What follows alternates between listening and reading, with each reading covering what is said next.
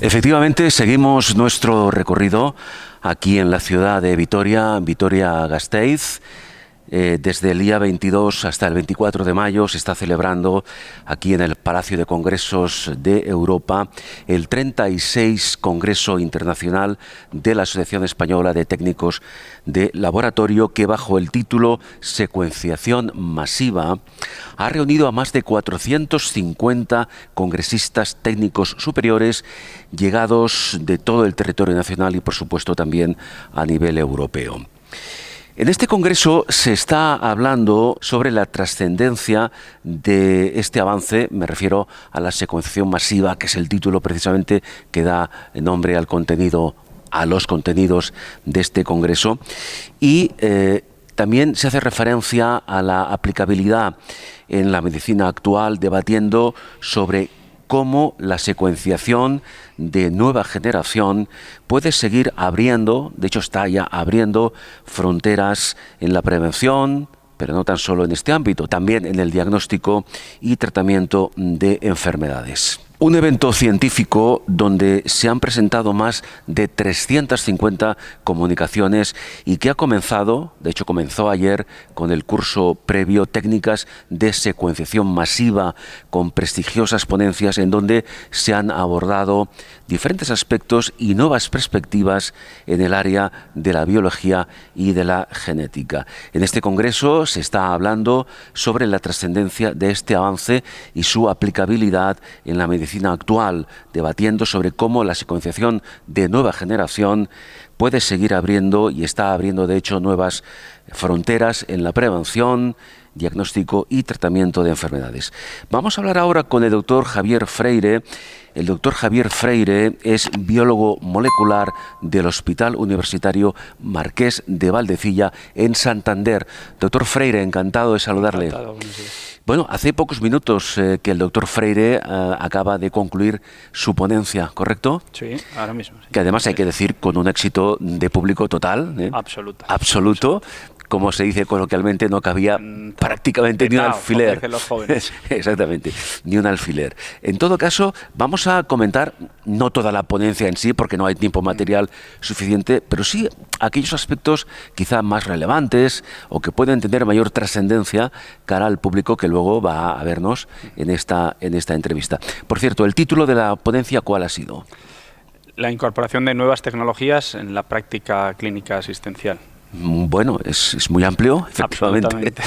Es un concepto muy amplio. Entonces, por ejemplo, para empezar, podemos hablar de la medicina de precisión. ¿Qué lugar ocupa en este momento? O sea, la ponencia, es verdad que el título, como bien indicas, es tremendamente amplio. Me he centrado principalmente en la parte que me corresponde a mí como biólogo molecular, que es la parte de oncología médica y de toda la terapia personalizada. Con lo cual sí que es verdad que hemos ido un poco centrados a este tema. Bien, claro, el biólogo molecular, para ir acotando términos, ¿qué relación tiene o va a tener o tendrá en un futuro con la secuenciación masiva? Claro, la incorporación de esta nueva tecnología de secuenciación masiva lo que abre es una posibilidad infinita de analizar genes. Entonces, el análisis de estos genes requiere de una expertise, de una experiencia, de un conocimiento profundo de la biología molecular, que quizá como especialidad, como carrera, como grado, como formación, seamos quizá los biólogos los más capacitados a nivel técnico para entender todos los resultados que nos brinda esta nueva tecnología y que nos abre esa medicina de precisión y esas posibles terapias que encontremos asociadas a estas mutaciones y a estas alteraciones en los genes. Claro, porque la secuenciación masiva como concepto clínico es relativamente nuevo. Como concepto no es tan nuevo como indica, ¿no? La secuenciación masiva o la nueva generación de secuenciadores, llevamos ya casi 20 años con ellos. Es verdad que la implantación a nivel asistencial, a nivel técnico asistencial, sí que es relativamente más moderna. A eso me refería. Es decir, la secuenciación masiva, si la ubicamos a nivel asistencial, tiene un recorrido relativamente corto. Sí. supuesto. O sea, en los últimos 10 años ha habido este boom, sobre todo con la aparición de esas nuevas terapias personalizadas en las que el diseño de fármacos no va contra una morfología, sino que va específicamente contra alteraciones genéticas que en este caso concreto tendremos que investigar para poder dar ese tratamiento específico a cada paciente. ¿Qué utilidad puede tener o está teniendo ya precisamente la secuenciación masiva en el ámbito de la oncología? Pues a nivel, yo creo que hay dos variantes aquí. A nivel asistencial directo, la secuenciación masiva nos permite mirar multitud de dianas terapéuticas distintas. Por ejemplo, como ejemplo, el cáncer de pulmón, en el que ya tenemos fármacos aprobados hasta para 12 genes distintos. Sí. Pero a la vez, lo que estamos consiguiendo al buscar estos genes y al buscar estas alteraciones es el entendimiento del tumor, el entendimiento de esas vías moleculares alteradas en el tumor y nos permite no solo la asistencial, sino también una parte de investigación y nos permite una parte de desarrollo posterior de fármacos por el entendimiento de estos pacientes. Volviendo al tema de la medicina de precisión y su relación con la secuenciación masiva, ¿la una sin la otra tiene algún sentido? Hasta hace unos años sí que tenía un cierto sentido porque eran muy pocas las moléculas que teníamos, por lo tanto sí que podíamos hacer pequeños paneles o pequeñas metodologías que nos permitan ver mutaciones puntuales muy concretas, pero a día de hoy no se entiende por la cantidad y la plétora de fármacos distintos que tenemos asociados a distintas mutaciones. La secuenciación masiva nos va a permitir ver todo a la vez, aprovechando muy poca muestra del paciente y sin tener que recurrir a rebiopsias que son cruentas, que son perjudiciales para el paciente. El biólogo molecular y el técnico de laboratorio están, entre comillas, condenados a entenderse, es decir, ¿es necesario que exista una complicidad a diferentes niveles? No es necesario, es fundamental. Es fundamental. Es verdad que sin la parte preanalítica, sin lo que es la propia técnica a nivel material, los resultados no son entendibles. Si una técnica está mal hecha, por mucho que hagamos el biólogo y por mucho que tal, la interpretación de esa técnica no va a ser posible, con lo cual no es fundamental, que estamos condenados a entenderlo. Pero es verdad que esto es extrapolable a otros estamentos. A día de hoy la medicina de precisión no se entiende sin una multifactorialidad, un equipo multidisciplinar en el que nos entendamos ya no solo los técnicos y los biólogos que hemos trabajado mano a mano durante muchos años, sino patólogos, oncólogos, genetistas, farmacéuticos. Tenemos que entendernos porque si no la medicina de precisión no se entiende. Está clarísimo. Aspectos interesantes en este esfuerzo divulgativo que estamos haciendo en esta serie de entrevistas. Hablamos de mutaciones. En principio, cualquier mutación sería susceptible de convertirse en una posible diana terapéutica. ¿Esto de qué depende? O sea, depende. Hay que tener un cierto conocimiento de la biología del tumor. Hay genes que son más fáciles de desarrollar fármacos contra ellos, porque son genes, por decir así, que hacen que la célula se divida mucho. Sí. Sin embargo, hay otros genes que controlan, justo al contrario, la muerte celular, que son más complicados de diseño de fármaco, con lo cual sí que es verdad que hemos diseñado muchos fármacos específicamente contra los primeros, pero los segundos aún nos cuesta bastante hacer una terapia dirigida contra ellos. Se habla, doctor, de las llamadas mutaciones driver. Esto, a grandes rasgos, ¿qué es y qué papel juegan? Mira, a grandes rasgos las mutaciones driver se definen como el eje central, o imaginaos un árbol, ¿no? El tumor como un árbol. Cada hoja de ese árbol es una célula y esa célula viene de una ramita que va a una rama. Cada célula puede ser distinta, pero al final todas convergen en el tronco. El tronco es el que ha hecho que el árbol viva. La mutación driver es ese tronco que da potencia a todo el árbol. Si nosotros talamos el árbol o talamos el árbol se muere.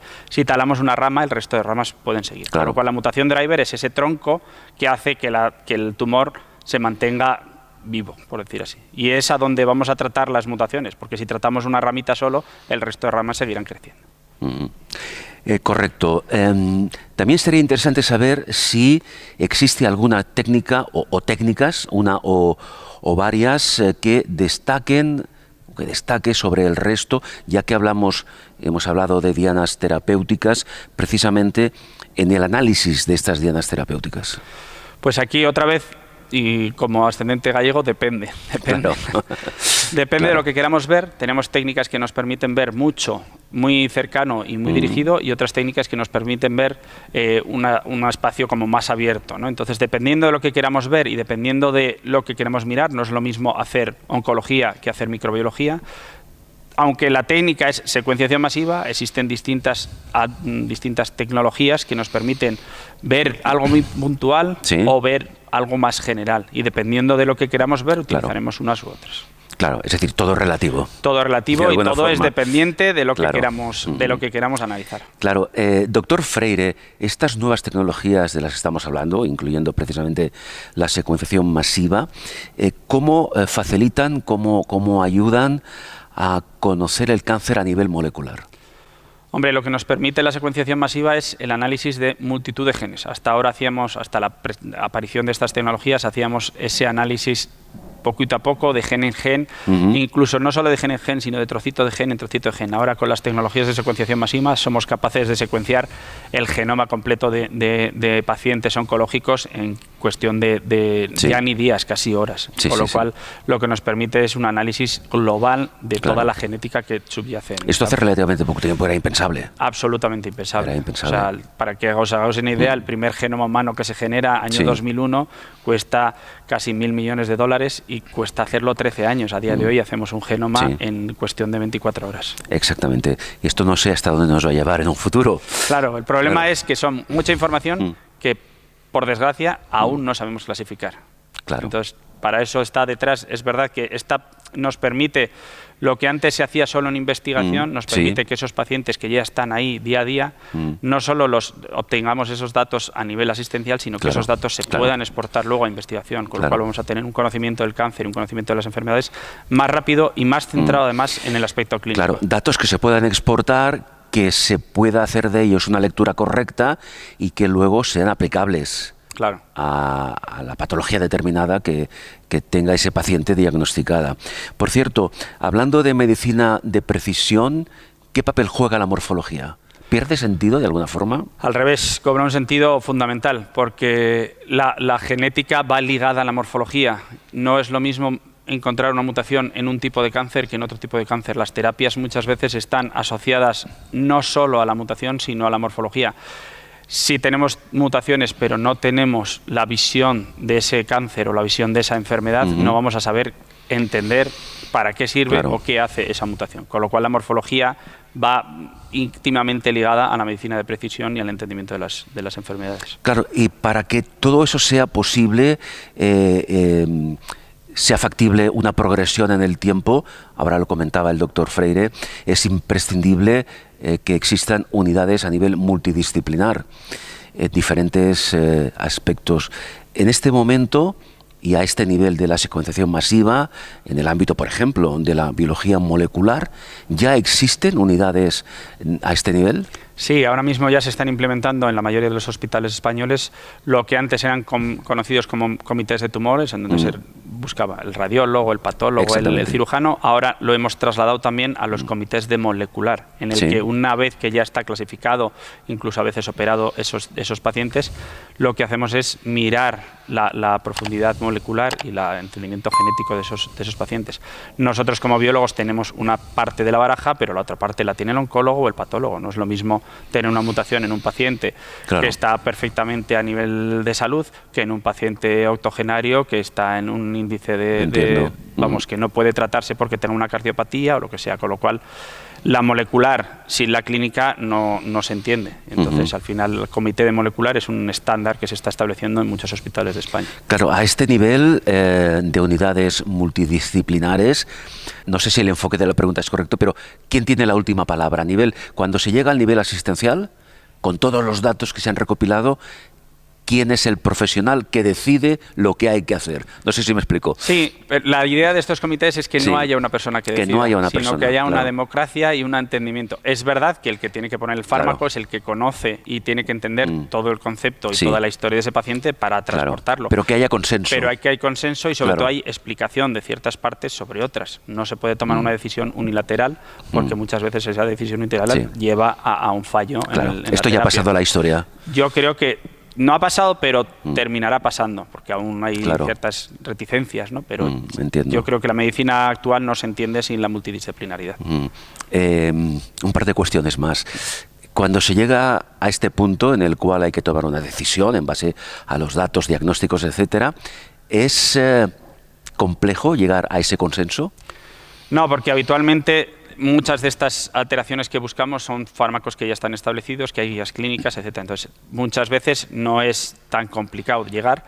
Otras veces sí que es verdad que tenemos más cuidado en si esa mutación que hemos visto, independientemente de que tenga un fármaco o no, está asociada, por ejemplo, a una enfermedad germinal, una enfermedad genética. Entonces, en esos casos sí que se complica un poco la historia, pero no tanto por el tratamiento de ese paciente, sino por toda la repercusión que tiene por detrás. Pero en principio, la mayor parte de este tipo de terapias tenemos unos estándares, unas guías que nos indican cómo trabajar sobre estos pacientes.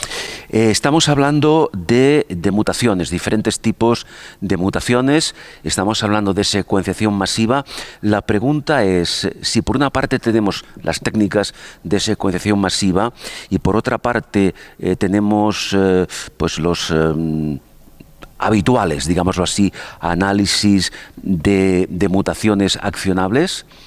No sé si me explico. Sí, perfectamente. Ambas técnicas pueden ser compatibles. ¿Hay que decidirse por una o por la otra?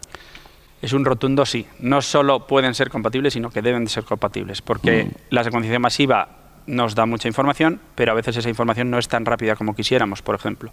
Sin embargo, si viene un paciente joven que está muy mal y que hay que tratar muy rápido, podemos hacer técnicas menos complejas, con menos información, pero que puntualmente nos dan la información suficiente como para poder tratar a ese paciente. Con lo cual, hay veces que es necesario hacer una técnica no tan compleja como la secuenciación masiva, pero más rápida. O hay veces que la secuenciación masiva nos da unos datos que no entendemos del todo y que hay que confirmar mediante estas tecnologías. Claro. Entonces, no solo es que puedan convivir, sino que tienen que convivir y, evidentemente, lo que no podemos hacer es quitar una para poner la otra. Por cierto, a día de hoy la secuenciación masiva a nivel asistencial ya se está aplicando en muchos casos. ¿Con qué resultados y con qué nivel de fiabilidad? Y con esto concluimos. Bueno, la fiabilidad yo creo que está más que demostrada. Se han hecho ingentes cantidades de estudios en los que se ve que la secuenciación masiva tiene al menos la misma capacidad diagnóstica que el resto de técnicas que se han utilizado, con la ventaja de que nos da información extra, que las otras técnicas no. Esta información extra nos permite no solo tratar al paciente en lo que ya sabemos que está probado y que podríamos hacer con otras técnicas, sino que muchas veces nos permite que esos pacientes puedan acceder a ensayos clínicos o a otras fases de investigación en las que sin secuenciación masiva no habríamos tratado a esos pacientes. Con lo cual es verdad que es una técnica que se está implementando. Nos gustaría que se implementase más, porque hay provincias aún que están empezando, por decir así, pero yo creo que es una técnica que en los próximos 3 o 4 años va a ser de rutina, igual que un TAC o igual que un PET en oncología. Claro, pero estas técnicas habitualmente están implementadas, pregunto, en grandes hospitales. Están implementadas en hospitales que tengan un cierto volumen porque son técnicas complejas, sobre todo son técnicas complejas de hacer y de analizar. Pero es verdad que lo que sí que se están generando es flujos para que los pacientes de hospitales más pequeños puedan llegar a hacerse esas tecnologías en otros hospitales y que el informe luego se remita a los hospitales de origen. Con lo cual la idea es que todos los pacientes oncológicos puedan acceder de alguna manera de una a forma estas u otra. tecnologías. Muy bien, doctor Freire, prácticamente nos quedan pocas horas para que concluya este congreso de AETEL. ¿Qué sensación te llevas de tu participación y del ambiente que has vivido estos días? Hombre, yo creo que me ha sorprendido muy gratamente que haya tanta gente con ganas de formarse y tanta gente que pierda su tiempo, porque el sábado al final es tu tiempo, claro. ¿no? Porque dicen, no, es que el viernes, no, el sábado es tu tiempo. Gente con ganas de formarse, gente con ganas de crecer y gente con ganas de relacionarse y de hacer piña, con lo cual yo me he ido encantado de haber estado aquí y me llevo una grata... Muy bien, impresión. Podemos decir, por tanto, doctor, que el futuro de la secuenciación masiva está garantizado. Si la política quiere, yo creo que sí. Claro. Bueno, ese sería otro tema para abordar en otro momento. Muchísimas gracias. Gracias a vosotros. Hemos hablado con el doctor Javier Freire, que es biólogo molecular del Hospital Universitario Marqués de Valdecilla en Santander. Muchas gracias. Gracias.